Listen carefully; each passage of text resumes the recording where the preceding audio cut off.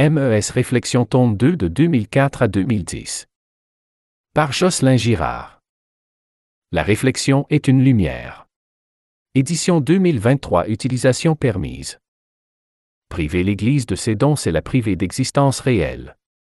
Sème les paroles de Dieu avec douceur, sinon le Seigneur les rendra stériles. La vérité n'est pas faite pour être lancée à la figure, mais pour être apportée en présent. La vérité n'est pas dans la force, mais dans la sagesse. Semons dans la grâce et avec grâce. Offrons avec grâce ce que le Seigneur nous a offert avec grâce. La vérité est toujours humble, jamais arrogante. La vérité n'humilie pas, elle montre aux pécheurs la voie. Si quelqu'un a besoin de repentance, c'est bien celui qui la prêche de haut. Dieu ne nous demande pas de le louer pour augmenter sa gloire, mais pour nous la manifester et afin que nous soyons édifiés et restaurés. La louange est un remède à beaucoup de maux. Oui, c'est un signe de présomption que de dire à tout vent que le Saint-Esprit nous a inspirés. J'ai davantage confiance au jugement d'une personne qui avoue humblement être à la recherche de la volonté de Dieu qu'à ceux qui donnent l'impression d'y nager constamment. Tandis que certains ont la démangeaison d'entendre des choses agréables, d'autres ont la démangeaison d'être désagréables. Il n'y a rien de plus commun chez l'homme de dispute que de légaliser son intolérance au nom de la vérité. Il n'appartient pas à tous de corriger et de réprimander, c'est une responsabilité qui exige beaucoup de maturité, de sagesse et d'amour. N'oublions pas que si Dieu n'aime pas les flatteurs, il n'aime guère davantage les blesseurs. C'est un tort pour plusieurs de se sentir appelés au ministère alors que faire l'œuvre d'un simple chrétien aimant son prochain les dépasse déjà. Seigneur, fais de nous des évangiles avant d'en être les prédicateurs. Faire de sainte colère est acceptable uniquement si nous avons appris la sainte douceur auparavant. De même, la pratique de la réprimande et de la correction n'est réservée qu'à ceux qui ont d'abord appris la tolérance. On coule le moucheron de la doctrine et on avale le chameau du péché. Pendant que l'homme s'évertue à donner un sens de sa vie par l'action, Dieu pèse la pureté de son cœur. L'homme donne de la valeur à ses actions tandis que Dieu en pèse les motivations. Accorde à Dieu une demeure permanente en toi et il t'accordera sa faveur en permanence. Si ta foi faiblit durant une épreuve, la prochaine le trouvera encore plus faible, et ainsi de suite, jusqu'à ce que l'ennemi ait eu raison de toi. Les anges sont les doigts de ses mains. Je ne vous dis pas de faire entrer Dieu dans votre vie, mais plutôt d'entrer dans la sienne. Dieu est amour, les cœurs honnêtes n'ont rien à craindre. Dieu ne condamne pas, il installe sa conviction. C'est pourquoi il peut reprendre de sa mauvaise conduite celui qui s'est écarté de la voie droite, sans l'humilier. La conviction du Saint-Esprit est douce au cœur de l'homme, elle mène jusqu'aux larmes sans blesser, nous met en face de nos manquements sans culpabiliser et elle ramène dans la bonne voie sans pousser. Dieu est la cause seconde de toutes les causes premières. Celui qui s'oppose à l'œuvre de Dieu est semblable à celui qui veut arrêter le cours d'un fleuve avec ses mains, il sera emporté et périra. L'humble se cache pour laisser Dieu paraître, mais l'orgueilleux se place devant de lui pour paraître. Le chemin du ciel est étroit au début, mais il s'élargit rapidement lorsque le cœur se met à l'aimer. Alors on se met à courir dans la voie de ses commandements, comme le dit l'Écriture. La grâce est le remède des âmes fatiguées. Dieu désire nous enseigner des leçons, non nous donner les réponses. Les réponses s'oublient, mais les leçons durent toute la vie. Nous sommes tous plus ou moins aveuglés par le brouillard qui nous entoure. C'est dans le calme de la confiance que Dieu nous conduit. Les silences de Dieu sont puissants pour enseigner. Les sages n'existent pas, il y a seulement, ici et là, en ce monde, un peu moins de folie. À ceux qui n'ont pas la foi en Dieu je dis, est-ce qu'un cerveau de 3 livres et demi a le droit de décider que Dieu n'existe pas? Christ est la parole incarnée, ignorer les Écritures c'est ignorer le Christ. L'Église, qui est l'épouse de Christ, est donc aussi l'épouse de la Bible. Dieu n'a pas seulement créé des grands torrents, mais beaucoup de petits ruisseaux qui coulent doucement. Dieu a donné à certains de grandes visions et de grandes œuvres à accomplir, mais il a appelé le grand nombre de ses enfants à être simplement de bons chrétiens. La vie est-elle une porcelaine qu'une main invisible pousse lentement du doigt jusqu'au bord de la table? Si vraiment le don de guérison est mort, qui l'a tué? Un évangile qui n'est pas prêché dans une foi entière ne produira pas des fruits entiers. Comment pourrait-il trahir le Christ, celui qui a compris tout ce que représente pour lui le Christ? Plus nous nous impliquons dans une église, plus nous serons blessés. Être imparfait n'est pas un péché. La prière irrite la chair. Voilà pourquoi peu de chrétiens prient vraiment. Dieu est avec nous dans la même mesure que nous sommes avec lui. Réponse à une personne qui nourrissait de l'animosité envers moi: quelle partie de Jésus-Christ détestez-vous en moi? Le réveil d'une paroisse ne peut se faire que d'une façon: laisser l'esprit libre d'agir dans l'Église et ne pas l'éteindre. Ce n'est pas d'avoir un réveil spirituel dans l'Église qui est difficile, c'est de convaincre le clergé de ne pas faire obstruction à l'esprit. Les décès rendent saints ceux qui les souffrent selon Dieu, et purs au plus profond du cœur. Une partie de nous-mêmes monte avec eux vers le ciel et nous donne de voir, comme par pressentiment, la face même de Dieu. Voilà le beau et dernier cadeau que nous laissent ceux qui nous quittent et que nous avons aimés. L'Évangile s'adresse premièrement aux pauvres. Dieu utilise des pauvres et tire sa gloire à travers des pauvres. Moyens financiers également. Une mauvaise nouvelle est une bonne nouvelle qui n'a pas encore été transformée par la providence de Dieu. Le monde est constamment appauvri par les paroles que nous ne disons pas et par les bons gestes que nous ne posons pas. La sagesse est toujours au centre de deux opposés. Les paroles du Seigneur paraissent dures au cœur dur, mais douces au cœur doux. La parole du Seigneur paraît incroyable aux incrédules, mais pleine de bon sens au cœur plein de foi. La parole de Dieu met notre cœur à nu et elle nous juge avec la même mesure dont nous la jugeons. La souffrance est la seule et unique chose que nous pouvons offrir à Dieu et qui nous appartient vraiment. Si le méchant est une épine dans le pied du méchant, le chrétien est un baume pour celui de ses frères.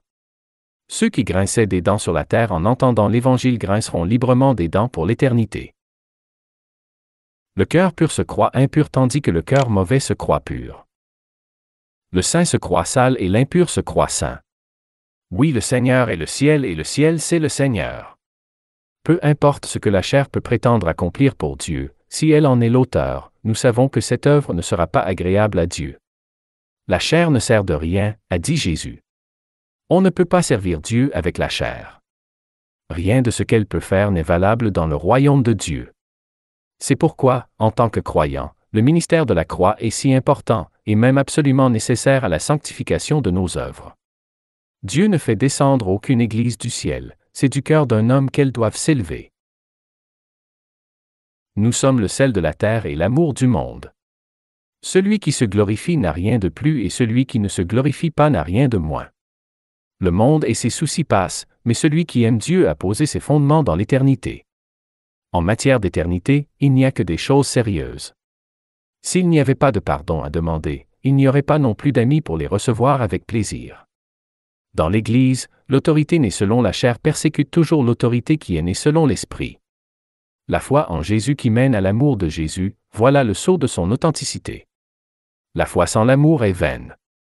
La foi du dimanche est la plus dangereuse, car elle endort l'âme, la paralyse et l'empêche de se développer jusqu'à maturité. Je crois qu'on peut faire confiance au jugement d'une personne qui a l'habitude de se juger elle-même. Les efforts des hommes pour empêcher un serviteur de Dieu d'œuvrer lui ouvrent toujours une porte plus grande ailleurs. Pardonnez, mais n'oubliez pas. La brebis qui oublie le loup risque sa vie. Je peux pardonner la morsure d'un animal, mais je ne lui présenterai plus la main. Mettez une épée au bout de votre foi. Voir Psaume 118.10 à 12, car le salaire du prophète c'est la mort. La solitude terrestre est le salaire des élus.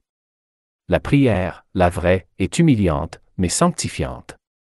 Devant Dieu nous tendons nos mains, là se termine notre pouvoir, mais là aussi commence celui de Dieu.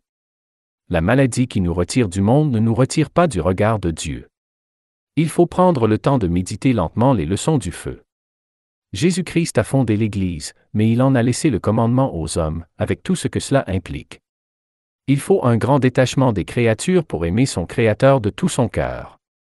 De temps à autre, il faut dénouer les liens humains pour pouvoir s'élever vers le divin.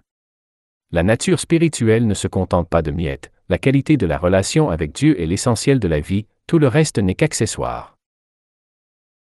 Pour former et établir en toi l'égalité de l'âme, Dieu doit être le centre de ta vision. Comme un homme qui regarde le soleil ne voit plus rien de ce qui l'entoure sur la terre, ainsi est l'âme qui regarde son Créateur avec amour, les créatures qui l'entouraient pâlissent en importance et alors l'âme peut s'élever vers lui pour goûter la plénitude dans l'esprit. Quand le Seigneur permet que nous vivions des expériences bénissantes dans sa présence, c'est, soit pour nous consoler d'une attaque précédente ou soit nous fortifier avant une attaque future. Selon mon expérience dans la vie, lorsque l'avenir est impossible à voir ou à prévoir, il faut avancer un pas à la fois, comme dans le brouillard, un pas donnant de la lumière au suivant. Toute précipitation fait tomber dans un piège. Toute réflexion est bonne en tout. La réflexion est un service d'information gratuit. Quand l'enfant est sevré de sa mère, il faut plus tard sevrer la mère de l'enfant. Les vieilles maisons sont comme les vieilles mamans, il faut s'en occuper beaucoup pour qu'elles ne tombent pas. La tristesse n'est pas une ennemie, elle nous enseigne quelquefois simplement que nous nous sommes trompés de chemin. Le brisement de la volonté est la pierre angulaire de la sanctification. Les choses auxquelles nous sommes attachés ont tendance à nous attacher également. Celui qui parle toujours n'apprend jamais, celui qui ne parle jamais apprend toujours. Celui qui cherche à être sage seul demeurera fou seul. Ne trouble pas l'étang dans lequel tu bois. Évite les querelles dans ta vie de couple, et que le bonheur de ton conjoint passe généralement avant le tien. Posséder une foi heureuse est essentiel au travail du salut des âmes. Le feu n'est jamais en repos qu'il ne reste quelque chose à brûler. Ainsi est le zèle du salut des âmes. En ce qui concerne les incroyants, chaque chrétien peut être pour lui un prophète potentiel. Ce monde a terriblement besoin de l'influence du Saint-Esprit. Et même ceux qui ont le Saint-Esprit ont besoin du Saint-Esprit. Alors, à plus forte raison ceux qui ne le connaissent pas. Je n'essaie pas d'être meilleur que les autres, mais seulement être meilleur que moi-même, et cela me suffit comme défi. Celui qui s'est souvenu des pauvres ne le deviendra jamais.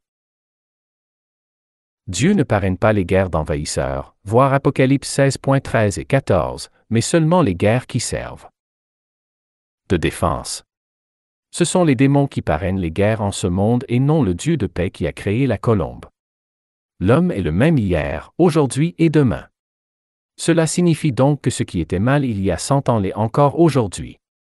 Embrassons Jésus-Christ, rien que Jésus-Christ et tout Jésus-Christ, afin d'hériter de Dieu la bénédiction, rien que sa bénédiction et toute sa bénédiction. Marcher selon la loi, c'est ne jamais faire aucune exception. Mais marcher selon l'Esprit, c'est accepter de faire du cas par cas. Comme il est saint, celui dont la bonté et la douceur gouvernent les actions de sa vie. Heureuse l'âme qui a la douceur pour amie, car telle est la beauté de cette âme sur la terre, telle est la beauté de Dieu dans le ciel. La vie publique arrose l'orgueil comme la vie cachée arrose l'humilité. C'est par beaucoup de déception qu'il nous faut entrer dans la volonté de Dieu. Je suis le genre de personne qui a besoin de certitude pour avancer. Avancer dans le doute est trop douloureux pour moi. Je ne fonctionne pas bien dans cet élément. Quand je sens que Dieu me prend la main, alors je peux avancer avec confiance et d'un pas ferme, mais sans cette main, je ne suis qu'un enfant perdu dans le noir. Se dire inspiré de Dieu nous donne plus d'autorité, mais pas davantage de vérité. C'est par beaucoup de correction qu'il nous faut entrer dans la sainteté.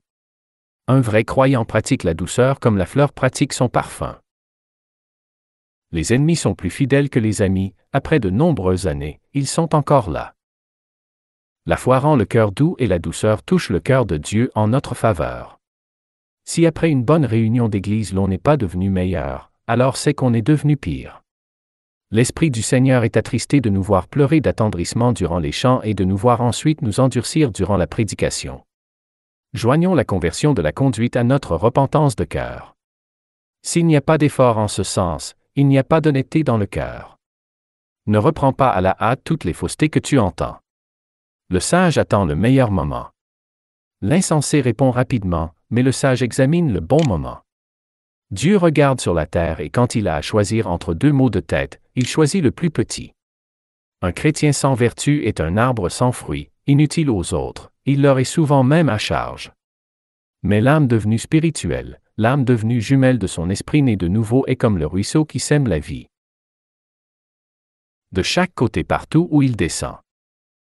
Oui, toutes nos haines, tous nos amours, ne sont que vanité en ce monde. Les bras de Dieu autour de nous, voilà la seule chose qui demeure et l'unique amour qui importe vraiment dans cette vie et dans l'autre. Si on vous persécute dans une église, fuyez dans une autre. La vie est comme un ruisseau, nous pouvons nous baigner dedans et avoir beaucoup de plaisir, mais il emporte aussi nos petits bateaux loin de nous. Il est entre bonnes mains, celui qui se place sous la volonté de Dieu.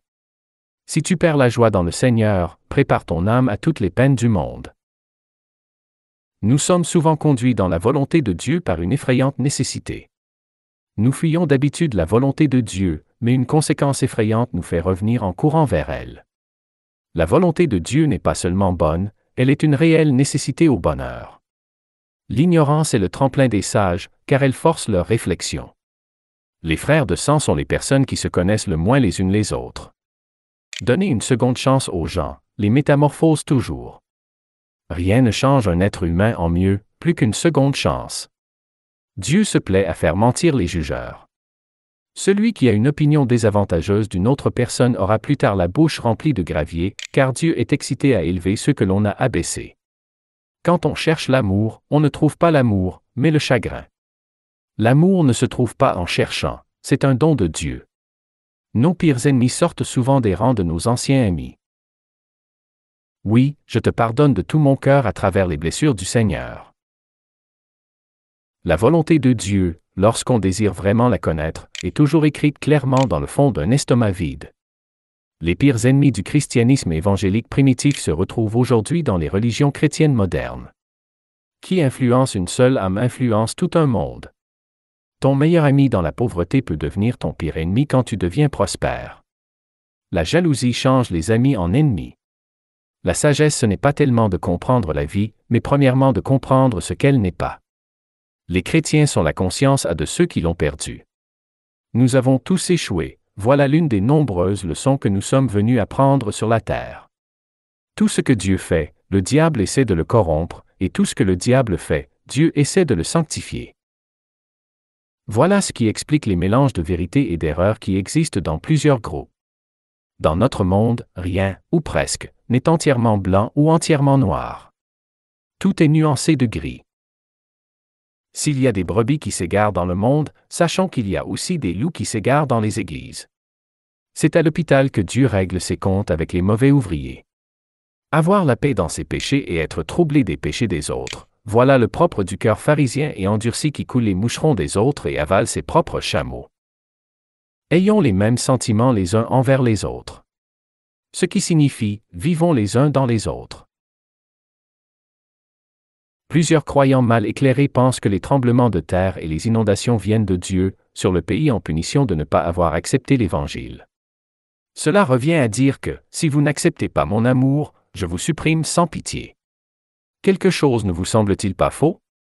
Ces croyants semblent plutôt faire dire au Seigneur ceci, car Dieu est tellement en colère contre les hommes qu'il a envoyé ces tremblements de terre afin que quiconque ne croit pas en lui périsse et aille en enfer éternel. Non, mes amis. L'Évangile dit, car Dieu a tant aimé le monde qu'il a donné son Fils unique, afin que quiconque croit en lui ne périsse point, mais qu'il ait la vie éternelle.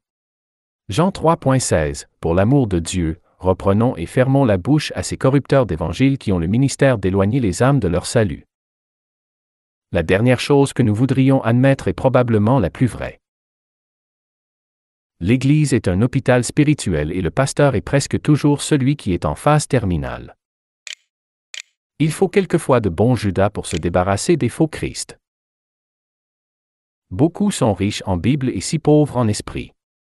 De l'Écriture, ils ne connaissent que la surface pierreuse, ils n'ont pas reçu ni ne désirent recevoir l'esprit de la connaissance qui mène jusqu'à la bonne terre malléable qui se trouve au fond du cœur. La pierre ne plie pas, et leur cou non plus. Si parmi les commandements de Dieu il en est qui sont plus grands ou plus petits, il est logique qu'il en soit de même pour les péchés. Est-ce que le salut se perd? Est-ce qu'un loup peut perdre le piège dans lequel il a marché? Non, mais il peut se ronger lui-même la patte jusqu'à la couper pour se libérer. Les brebis de cœur viennent à l'Évangile. Les pourceaux de cœur le peuvent également s'ils ont suffisamment été exposés à sa lumière. Mais de deux choses l'une, soit ils retournent un jour à leurs anciens péchés, soit ils demeurent dans l'Église pour être des parasites.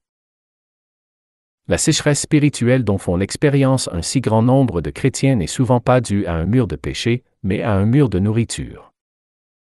Que celui qui ne pratique pas le jeûne ne s'irrite pas contre celui qui le pratique. Le jeûne est une preuve d'amour de Dieu et de son royaume.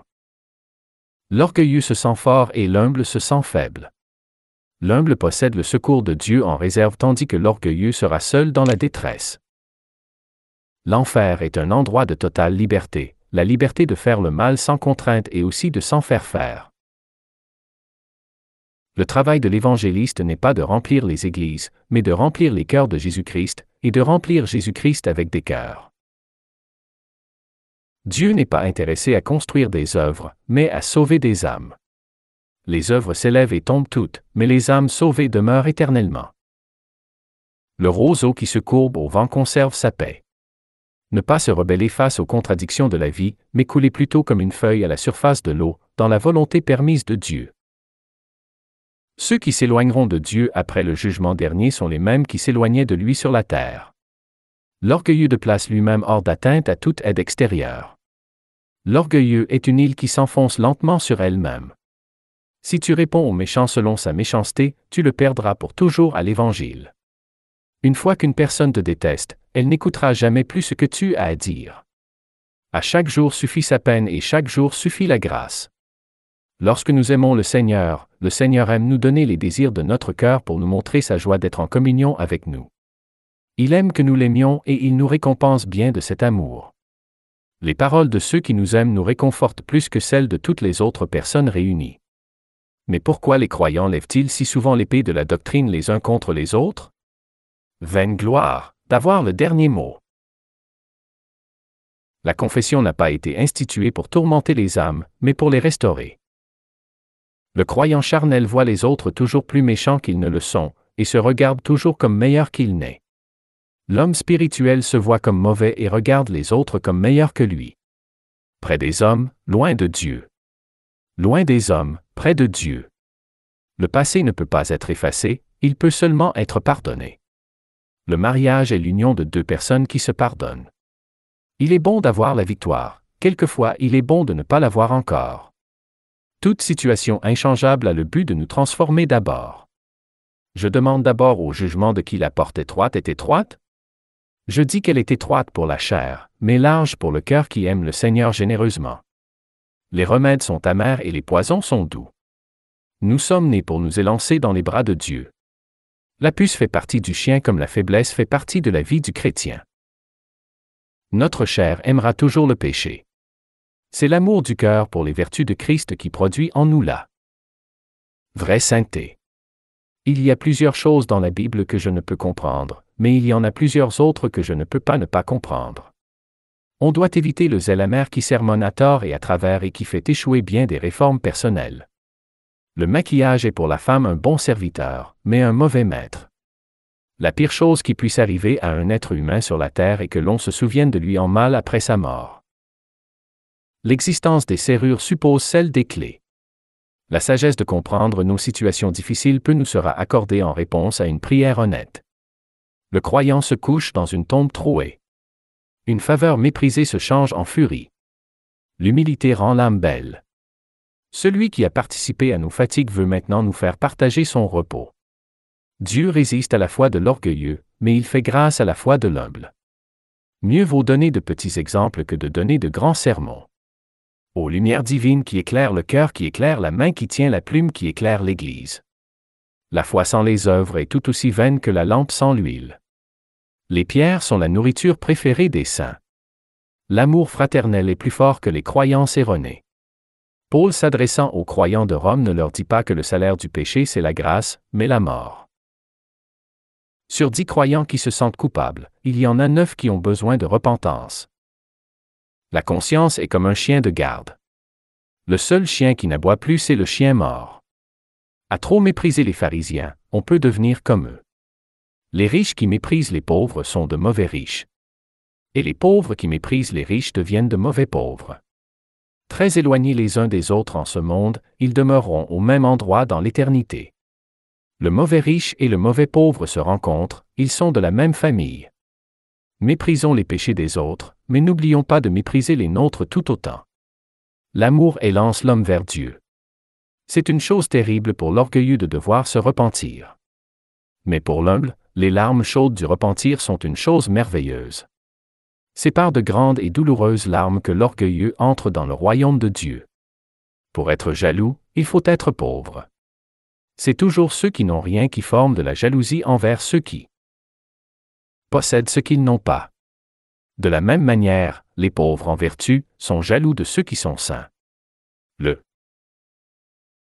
charnel et jaloux du spirituel, etc. La jalousie est le signe des fils du démon. Rappelons-nous Caïn et Abel, la jalousie est un meurtre mental, et nous savons qu'aucun meurtrier n'a la vie éternelle demeurant en lui. Le chemin de la perdition est couvert de poussière d'orgueil. Dans le monde, l'orgueilleux cherche à devenir le premier, dans l'Église, il cherche le même rôle. Parmi les églises modernes, plusieurs sont rétrogrades, sectaires ou mondaines. Nous ne leur devons rien du tout. Si vous voulez voir d'autres églises, allez-y librement. En Christ, vous n'êtes l'esclave d'aucun clocher. Beaucoup d'églises modernes sont des crève-cœurs pour ceux qui veulent s'impliquer. Si nous n'avons pas de réponse du Seigneur après la prière, c'est que Dieu a donné la mission au temps de nous donner cette réponse. Le temps finit toujours par nous dire ce que l'on voulait savoir. Il ne faut pas se contenter d'être un homme d'Église, mais également un homme de Dieu. Le monde est ennemi de l'homme de Dieu, et très souvent les hommes d'Église leur sont les plus féroces. À côté des serpents, nous sommes en péril. Il faut fuir les villes autant qu'on le peut, car nos enfants y sont en péril. Il y a 3 écoles en ce monde. Soit nous apprenons de nos douloureuses erreurs, ou nous apprenons de ceux qui nous entourent, ou nous apprenons de Jésus. Il n'y a pas d'autres écoles que ces 3. L'homme de Dieu reconnaît l'homme de Dieu. Chacun doit boire dans son verre. Ne nous ingérons pas dans la vie privée des autres. Bienheureuse est l'âme agneau qui s'offre d'elle-même devant la souffrance. Le fruit est toujours à l'image de la racine. Malheur aux navires qui naviguent en eau peu profonde. Les pauvres qui volent les riches ne valent pas mieux que les riches qui volent les pauvres. La souffrance du prochain ne doit pas être jugée. Ne soyons pas arrogants devant un fardeau que nous n'avons pas eu à porter. Le meilleur des amis peut se retourner comme un parapluie dans la bourrasque, mais la fidélité de Jésus dure à toujours. Les rebelles de cœur ont des pierres dans les oreilles. Ils sont hermétiquement fermés à toute correction. La parfaite humilité n'existe pas sur terre. Il n'y a qu'ici et là, un peu moins d'orgueil. En tentation, mieux vaut une humble fuite qu'une orgueilleuse présomption de soi. Devant la tentation, le faible fuit. L'orgueilleux avance et rechute. Une sainte fuite n'est pas de la lâcheté, mais une sage prudence. Un respect non mérité se changera soudainement en mépris. Les chrétiens sont faits pour les persécutions. La preuve en est que lorsqu'ils vivent en paix, ils ne le supportent pas et se mettent à se persécuter les uns les autres. Beaucoup sont assis dans son église, mais peu qui marchent comme lui, beaucoup mangent avec lui le pain consacré, mais peu qui jeûnent avec lui, beaucoup dorment avec lui dans sa paix, mais peu qui veillent et prient avec lui. Un homme ne peut donner que ce qu'il a reçu du ciel. Partout où vous verrez des personnes en état de grâce, semez sans crainte vos conseils. Jésus n'a jamais déçu personne. Comment se fait-il que tant d'églises déçoivent tout le monde? Le Fils de l'homme ne vous demandera pas dans quelle direction vous avez entraîné l'Église, mais avec quelle compassion vous avez traité chacun des membres en particulier. La crainte de l'enfer n'est pas nécessaire au salut, mais l'amour de Dieu, oui. Nous pouvons prêcher l'Évangile pendant 1 heure et voir beaucoup de conversions, sans avoir même parlé d'eux. L'enfer une seule fois. Tandis que nous pouvons prêcher sur l'enfer pendant 1 semaine et ne voir aucun résultat. En tous les cas, cette sorte de prédication pharisienne récoltera très peu de conversions permanentes. Une conversion qui n'est pas suivie d'une consécration à la volonté de Dieu sera comme une maison, vide, balayée et ornée. Elle sera comme une invitation à l'ennemi de revenir. L'humilité est l'or du ciel, par elle tout est possible, par elle toute une vie est transformée, et par cette vie transformée, beaucoup d'autres vies seront à leur tour transformées. Celui qui cherche la face de Dieu, mais n'écoute pas l'avis de ses frères, son jeûne même est une insulte au Seigneur. Ce qui est vrai est toujours sage et ce qui est sage est toujours vrai. Faute de pasteurs les brebis se dispersent, et faute de brebis les pasteurs se dispersent. Bien fou est celui qui aspire à la popularité, alors que le maître a été un paria. Celui qui pêche comme un méchant recevra une punition de méchant, et il n'y a pas d'exception, chrétien ou non. Si un simple enseignant est jugé plus sévèrement parce qu'il enseigne, à combien plus forte raison, celui ou celle qui prétend être prophète le sera-t-il? Ne jouez pas avec ce titre, ce serait vous mettre un paratonnerre sur la tête. Les belles âmes, ce sont elles qui réchauffent le soleil. Les belles âmes apprécient ce qui est beau. Les âmes encore laides aiment encore ce qui est laid. L'âme est réellement libre lorsque rien ne la détourne de la volonté de Dieu. Les divorces en papier ne sont pas valables aux yeux de Dieu. Le vrai divorce, le divorce que Dieu accepte, est celui qui est fait de bois, de bon bois de cercueil, et pas autre chose.